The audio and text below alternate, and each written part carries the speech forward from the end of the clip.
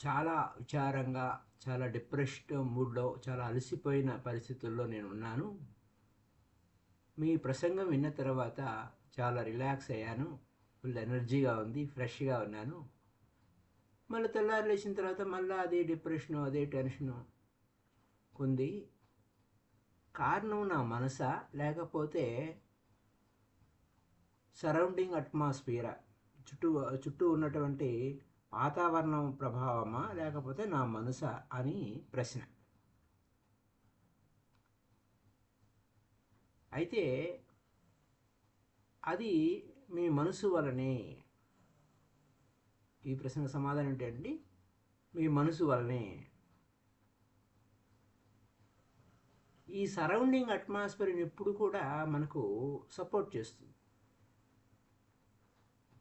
మీ మనసు మౌనంగా ఉంటే అదే అట్మాస్ఫియర్ మీకు పూర్తిగా నిశ్శబ్దాన్నే ఇస్తుంది. మీ మనసు టెన్షన్లో ఉంటే మీ చుట్టూ ఉన్న వాతావరణం కూడా టెన్షన్ కలిగించేటువంటి వాతావరణమే సృష్టింపబడుతుంది. అంచేత బాహ్య పరిస్థితులు ఏవీ లెక్కలోనికి రావు. సరౌండింగ్స్ అంటే బాహ్య పరిస్థితులు, అవి లెక్కలోకి రావు. ఏది లెక్కలోకి వస్తుందంటే మన మనసే.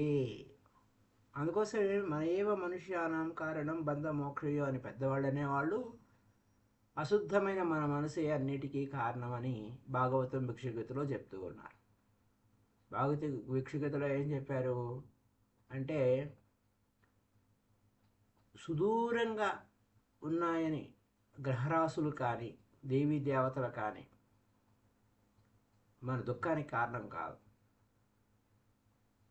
చెప్పబడ్డాయి. సుదూరంగా గ్రహాలు ఉన్నాయి, ఆ గ్రహాలు మన మీద ప్రభావం చూపిస్తున్నాయి అనేవి కాదు. తల్లిదండ్రులు కాదు, పరిసరాలు కాదు, జంతువులు కాదు, వాతావరణం కాదు, ఏది కాదు. స్నేహితులు కాదు, శత్రువులు కాదు, మిత్రులు కాదు, ఆఖరి కర్మ కూడా కారణం కాదు. అశుద్ధమైన మనసే దుఃఖానికి కారణము అని. ఇక్కడ ఏంటి పరిస్థితి? ఆఫీస్ నుంచి వచ్చేటప్పుడు టెన్షన్లోను, డిప్రెషన్లోను, బాధలోను, వేదనలోను ఉన్న వ్యక్తి ప్రసంగం విన్న తర్వాత ఎంతో హాయిగా, చక్కగా, రిలాక్స్గా, ఎనర్జెటిక్గా ఉన్నాడు. మరుసటి రోజు మళ్ళా టెల్ ఈజ్ బ్యాక్, కుక్కతోక వంకర. మళ్ళా అదే మనసు, మళ్ళా అదే వాతావరణం. అంటే నీ మనసులో ఎలా ఉందో నీ వాతావరణం అలా ఉంటుంది. అంచేత ఇది ఎవరైనా ఎన్లైటన్ కావచ్చు. వేరే విధంగా ఉంటే కనుక, వాతావరణమే మనకి ప్రతికూలంగా ఉంటే కనుక అది ఎన్లైటన్ అంటే సాధ్యం కాదు. నీ లోపల ఏది ఉందో అది. నీ లోపల అంటే బాహ్యమైన వాతావరణం అంటే ఎక్కడ తుఫాన్ వస్తుంది, లేకపోతే ఎండ కాస్తుంది, ఇలాంటివి మళ్ళీ మన మనసే కోతి వ్యవహారాలు చేస్తుంది. అలా కాదు మనం మాట్లాడేది. ప్రశాంతమైన వాతావరణం అంటే నువ్వు ఎంత ప్రశాంతంగా ఉంటావో నీ చుట్టుపక్కల అటువంటి వాతావరణాన్ని ఆకర్షిస్తావు. Law of attraction. అంచేత ఇది కాబట్టి నువ్వు మనసు ప్రశాంతంగా ఉన్నావు అనుకోండి, అప్పుడు ఏం జరుగుతుంది? ఎంటర్టైన్మెంట్ అనేది ఆటోమేటిక్గా జరుగుతుంది. అది అక్కడ ఉన్న విషయం. So it was otherwise, then it would be impossible for anybody to become enlightened, because everybody is surrounded by the same kind of atmosphere. అందరికీ ఉండే వాతావరణం నీకు ఉంది. కానీ ఒకడు ఎన్లైటన్ ఎందుకు అయ్యాడు? ఒకడు ఎన్లైటన్ ఎందుకు కాలేదు? వాడి మనసులో వాడు ప్రశాంతంగా ఉన్నాడు కాబట్టి ఎన్లైటన్ అయ్యాడు. వాడి మనసులో వాడు గందరగోళంగా ఉన్నాడు కాబట్టి గజిబిజిగానే ఉన్నాడు. వేరేవాడు. అంతేగాని వాతావరణం ఆరోపించడానికి ఏం లేదు. అయితే ఒక చిన్న స్టోరీ చెప్తున్నారు, చాలా పురాతన కథ. ఒక తెలివైనటువంటి మహారాజు, ఆయన రాజధాని నగరంలో అర్ధరాత్రి పూట మారు వేషంలో అంతా తిరుగుతూ ఉండేవాడు. ఏం జరుగుతుంది ఏమిటి అని. అయితే ఆయనకి ఆశ్చర్యకరమైన వింత అయినటువంటి ఒక వాతావరణం ఎదురయ్యింది. ఒక వ్యక్తి నగ్నంగా నుంచున్నాడు ఒక చెట్టు కింద. అది అర్ధరాత్రి సమయమే అయినా కానీ, లేదా ఈ మహారాజు గారు టైర్ మారుస్తూ ఉంటారు, సేమ్ టైంలో బోరు రకరకాల వేషాలు వేసుకుంటూ మారు వేషంలో తిరుగుతూ ఉంటారు. మీ వేరే వేరే టైర్లో చూసిన రాత్రి అంతా కూడా అతను అదే చెట్టు కింద ఆ విధంగా నగ్నంగా నుంచోవడం చూశాడు. కానీ అలర్ట్గా ఉన్నాడు, చాలా అలర్ట్గా ఉన్నాడు, మెలకుగా ఉన్నాడు, ఎక్కడ కునుకుపాట లేదు, నుంచుని నిద్రపోయేది లేదు. ఆ మహారాజు గారికి ఆశ్చర్యం వేసింది, ఏమిటి ఇతను ఏం చేస్తున్నాడు, ఇంకా ఏం చేస్తున్నాడో తెలుసుకోవాలని కుతూహలం పెరిగిన తర్వాత ఆగలేదు, వెళ్ళి అడిగాడు, బాబు ఏమిటి నీ సమస్య ఏమిటి, ఈ విధంగా అర్ధరాత్రి పూట ఈ చలిగాలిలో నువ్వు నగ్నంగా నుంచున్నావు, ఏమి కారణం అన్నాడు. నేను ఒక సంపద ఉందండి, ట్రెజర్ ఉంది, నేను ఆ ట్రెజర్ని కాపాడుకోవడం కోసం, ఆ సంపద కాపాడుకోవడం కోసం నేను ఎప్పుడూ మెలకువగా ఉండాలి, నేను అన్కాన్షియస్గా ఉండకూడదు ఒక క్షణం కూడా, అది చాలా రిస్క్ అవుతుంది అన్నాడు. ఎక్కడుంది బాబు నీ యొక్క ట్రెజరు, ఎక్కడుంది నీ సంపద, ఎక్కడుంది అన్నాడు. నీకు అర్థం కాదులే అని అన్నాడు. ఆయన నవ్వుతూ ఆ మనిషి ఏమన్నాడంటే, నీకు అర్థం కాదులే, నా ట్రెజర్ నా లోపలే ఉంది, నా సంపద నాలోనే ఉంది. ఇది చూడండి, ఇదంతా కీ పాయింట్. నా సంపద నాలోనే ఉంది, నేను ఎంత అవేర్గా ఉంటే అంత మంచిది. డే అండ్ నైట్, రాత్రి లేదు పగలు లేదు, అవేర్గా ఉండాలి, నా సంపద నా లోపల ఉన్నది. నేను ఎంత అవేర్గా ఉంటే, రాత్రినక కానీ పగలనక కానీ నేను ఎంత అవేర్గా ఉంటే అంత లోతుగా నా లోపలికి నేను పోతా, నా స్వయంలోకి నేను పోతా అన్నాడు. కింగ్ ఆ మహారాజు గారికి ఫస్ట్ టైం అనమాట అంత సన్నిహితంగా అలాంటి మనిషిని చూడటం. మహారాజు గారిని దూరంగా, దగ్గరికి రావడానికి ఎవరు లేదు కదా, దూరంగానే ఉండాలి, కానీ అతను చాలా అందంగా ఉన్నాడు, అయస్కాంత శక్తితో ఉన్నాయని కళ్ళు ఆకర్షిస్తున్నాయి. అతని చుట్టూ ఆరా బాగా ఉంది, ఇన్విజిబుల్ ఆరా. అయితే అతను ఏమన్నా ఆ ఆరా అతన్ని తాకుతుంది, మహారాజు గారి తాకుతుంది.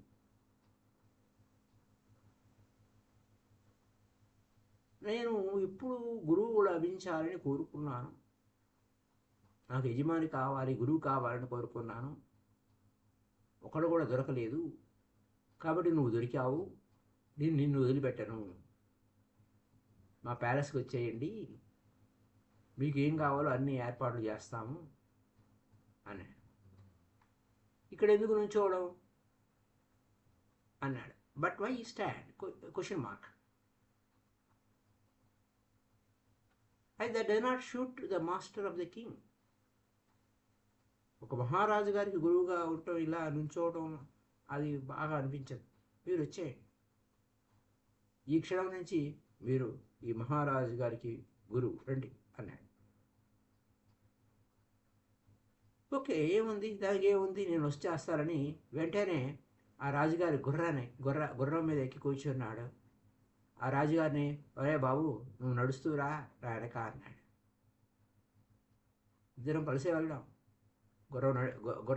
గుర్రం మీద కూర్చున్నాడు ఆయన, నగ్నంగా ఉన్న వ్యక్తి. మహారాజు గారు ఆ గుర్రం పక్కన నడుస్తూ ఉన్నాడు. అది అక్కడ సిచ్యువేషన్. ఏమైంది, ఇక ఆశ్చర్యం అనిపించింది, ఒక పక్క వింతగా, నువ్వేమో ఈ నగ్నంగా ఉన్నావు, పైగా గుర్రం మీద కూర్చున్నావు. ఆ మహారాజు గారు ఫస్ట్ టైం నడుస్తున్నాడు, జీవితంలో ఫస్ట్ టైం నడుస్తున్నాడు. అయితే అక్కడ ఆ ఆ కాపలా వాళ్ళు ఏమనుకుంటారు, ఆ ప్యాలెస్ వాళ్ళు ఏమనుకుంటారు, ఆ ప్యాలెస్ వాళ్ళు ఏమనుకుంటారు, వాళ్ళకి ఏమనిపిస్తుంది అని అని అన్నాడు. వాళ్ళు ఏమనుకుంటే ఏమయ్యా, నువ్వేం వరీ కావద్దు. ఆ గాడ్స్ గురించి, నీ భార్య గురించి, నీ పిల్లల గురించి, ఎవరి గురించి కూడా నువ్వేమి వారు ఇంటర్ఫియర్ కారు. నేను డిక్లేర్ చేస్తా, నేను మీ గురువుని అని. నేను మీ గురువుని అందరికీ నేనే చెప్తాను. సరే, ఆ మహారాజు గారికి డౌట్ ఉంది. ఏంటిది విచిత్రంగా ఉంది, ఈ మనిషి ఏమో సన్యసించిన వాడు, ఈ ప్రపంచాన్ని వదిలేసిన వాడు అని అనుకున్నాను. చాలా రోజుల నుంచి చూస్తూ ఉన్నాను, నగ్నంగా నేను ఉంచున్నాడు. ఇప్పుడేమో చాలా ఇష్టంగా మాట్లాడుతున్నాడు. అవునా, ఇష్టంగా అనటమే కాకుండా ఇమ్మీడియట్గా గుర్రం మీద ఎగిరి కూర్చున్నాడు అని. సరే, ప్యాలెస్కి వెళ్ళారు. ప్యాలెస్లో మంచి బెడ్రూమ్ ఇచ్చారు, బెస్ట్ ఫెసిలిటీస్ కల్పించారు, మహారాజు గారి కన్నా గొప్ప సౌకర్యాలు కల్పించారు. అయితే ఆయన ఏం చెప్పాడు, నేను మహారాజు గారికి గురువుని అని చెప్పాడు.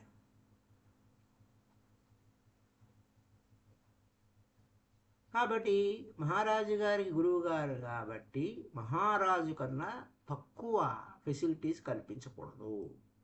కీ పాయింట్ చూడండి, మహారాజు కన్నా తక్కువ ఫెసిలిటీస్ కల్పించకూడదు. అదే మహారాజు గారు ఏది అవసరమో అదే ఇస్తున్నాడు. కింగ్ మహారాజు గారికి అంటే ఆ మహారాజు గారి కన్నా తక్కువ ఉండకూడదు సౌకర్యాలంటే అలాగే కల్పించారు.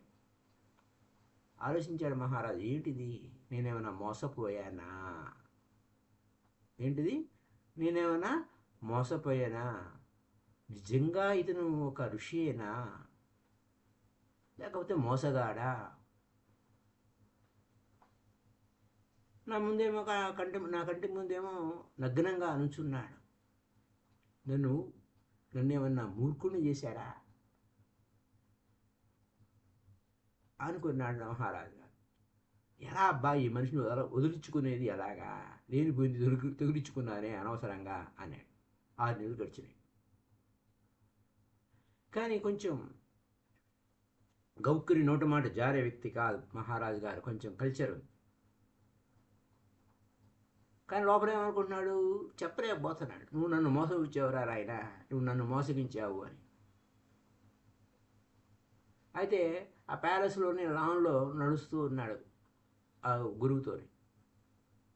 ఆ మహారాజు గారు అడిగారు, ఏమని, ఇది వింతగా ఉందండి, నాకు డౌట్ వస్తుంది నా లోపల.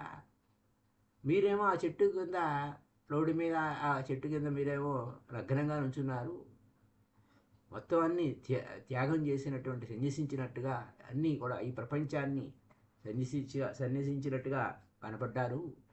ఇప్పుడేమో మహారాజ భోగాలు అనుభవిస్తున్నారు. అయితే నాలో ప్రశ్న ఉత్పన్నం అవుతుంది, ఏమిటండి డిఫరెన్సు దానికి దీనికి, అప్పుడే ఉన్న ఆ స్థితికి ఇప్పుడు ఉన్న ఈ స్థితికి వ్యత్యాసం ఏంటండి అని. ఓహో, వ్యత్యాసం కావాలా, అయితే నాతో రా అని చెప్పి, ఇప్పుడే ఈ క్షణంలోనే నాతో రా అని చెప్పి నేను సరైన ప్రాంతానికి తీసుకెళ్తాను, నీకు సమాధానం ఇస్తాను, ఇక్కడ ఈ ప్లేస్లో కుదరదు, వెళ్దాం పద అన్నాడు. అయితే ఆ మహారాజు ఆయన గురువు అంటే ఇద్దరు చెరో గుర్రాలు వేసుకున్నారు. గుర్రాలు అంటే ఆ మాస్టర్ అంటే ఆ గురువు అనబడేవాడు ఆయనను, ఈ మహారాజు గుర్రాలు వేసుకుని బయలుదేరారు. ఎక్కడికి వెళ్ళారు, సరిహద్దుల్లోకి వెళ్ళిపోయారు. అతిక్రమించినట్టుంటుంది, వేరే వారి పరుగు రాజ్యంలోకి అతిక్రమించేటట్టుంటుంది, ఇంకా ముందుకు వెళ్ళకూడదు. సరే, మీరు ఇది నేను రావడానికి కుదరదండి, మీరు ఆన్సర్ ఏదో అన్నారు కదా చెప్పండి అన్నాడు మహారాజు.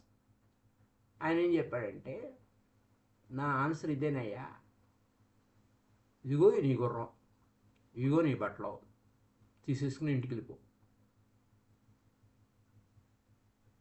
ఇది డిఫరెన్స్. నేను ఇప్పుడే ఇచ్చేస్తాను, నాకు అవసరం రా, ఈ బట్టలు అక్కర్లా, ఈ గుర్రం అక్కర్లా, ఏం అక్కర్లా, తీసేసుకో. ఈ రాజ్యం నీదే.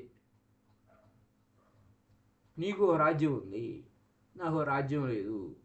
కానీ విచిత్రం ఏంటో తెలుసా, నేను ఎక్కడ ఉంటే అదే నా రాజ్యము, ఎక్కడ ఉంటే అక్కడే నా సామ్రాజ్యము అన్నాడు ఆ వ్యక్తి. ఆ మహారాజుకి షాక్ అయ్యాడు. అతడేం ఆలోచించాడు, ఇది తప్పుడు మనిషిలాగా ఉన్నాడే అని ఆయన కాళ్ళ మీద పడి, అయ్యా క్షమించండి, నేను తప్పుగా అర్థం చేసుకున్నాను. ఒరే బాబు, లేచి నుంచో, గుర్రం ఎక్కు, నీ ప్యాలెస్కి వెళ్ళు. నేను సింపుల్ పర్సన్ని, నేను మళ్ళా నువ్వు డ్రెస్ వేసి గుర్రం మీద కూర్చొని మళ్ళీ నేను వెనక్కి వచ్చినా నీ డౌట్ మళ్ళీ వస్తుంది నీ మనసులో. మళ్ళీ నీకు ఇంకో కొత్త డౌట్ నేను ఎందుకు క్రియేట్ చేయాలి, అది క్రియేట్ చేయాలని నాకు అనిపించడం లేదు. నీకు మళ్ళీ ఇంకో సందేహం ఎందుకు క్రియేట్ చేయాలి అని నాకు అలా అనిపించడం లేదు. 2 గుర్రాలు తీసుకునిపో, ఈ బట్టలు తీసుకునిపో, నేను నగ్నంగానే ఉంటాను, నాకు అసలు బట్టలే అవసరం లేదు. ఇక్కడ చాలా చెట్లు ఉన్నాయి, ఈ చెట్టు కింద నేను నిల్చుంటాను. ఆ బోర్డర్లో చాలా చెట్లు ఉన్నాయన్నమాట. ఆ చెట్ల కదా ఎక్కడైనా నిల్చుంటాను, చాలా చెట్లు ఉన్నాయి. ఆ కింగ్ అంటే ఆ మహారాజు ప్రయత్నించాడు కన్విన్స్ చేయడానికి. లేదండి రండి. ఆయన అన్నాడు, వస్తానయ్యా. మళ్ళీ సమస్య మొదలుకు వస్తుంది. నాకు తెలుసు నీ మనసు, but I know your mind. నువ్వేదో అబద్ధం నేను చెప్పడం లే, కానీ నీ మనసులో ఆ సంశయం అలాగే ఉంటుంది, మళ్ళీ కొత్తగా వస్తుంది. ఆ మనసు అనేది ఇప్పటి నుంచి కాదు, ఎప్పటి నుంచో డౌట్ పడతానే ఉంది. నేను ఎప్పుడైతే గుర్రం ఎక్కానో 6 నెలల క్రితం, గుర్రం ఎక్కినప్పుడు వెంటనే నీకు డౌట్ వచ్చేసింది. అప్పుడే చూశాను నేను, నాకు పెద్ద వ్యత్యాసం ఏం లేదు. నేను మౌనంగానే ఉన్నాను, శాంతంగానే ఉన్నాను, నా కేంద్రంలో నేనున్నాను, నేను సమతుల్యతలో నేనున్నాను, నాతో నేను హాయిగా ఉన్నాను, బ్యాలెన్స్డ్గా ఉన్నాను, పీస్ఫుల్గా ఉన్నాను, సైలెంట్గా ఉన్నాను. నువ్వు నీ నీ ఇంట్లో, నీ గృహంలో, లేకపోతే నీ ప్యాలెస్లో నువ్వు ఎంత పీస్ఫుల్గా ఉన్నావు, నేను చెట్టు కింద అంతే పీస్ఫుల్గా ఉన్నాను.